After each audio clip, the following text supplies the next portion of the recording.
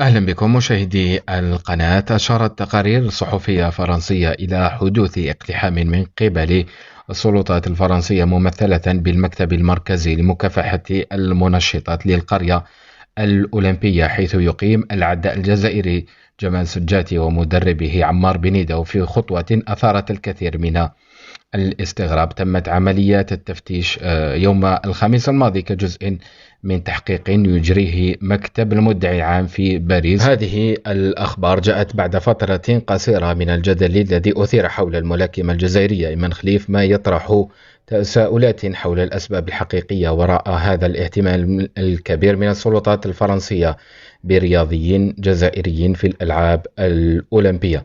الجدير بالذكر أن صحيفة ليكيب نشرت هذه التفاصيل دون الحصول على تأكيدات من الجهات المعنية، وهو ما يزيد من الغموض والتوتر حول القضية. والأسئلة التي نطرحها: هل معنويات سجاتي جراء هذا التفتيش تأثرت اليوم في السباق؟ هل هناك محاولات للتشكيك في برونزية سجاتي التي حققها؟ ولماذا لم يتم الإعلان عن الخبر بعد أيام من حدوث التفتيش، في وقت كان يمكن الإعلان عنه فور حدوثه، في وقت فند فيه الجزائري جمال سجاتي قبل قليل كل إشاعات، وقال أن الأمر عاد ويحدث في هكذا مستويات. السلام عليكم. أنا فرحان بزاف اليوم بالميدالية اللي هديتها للجزائر، وبغيت نطمن الشعب الجزائري باللي ما صار لي والو في الفيلاج اولمبيك.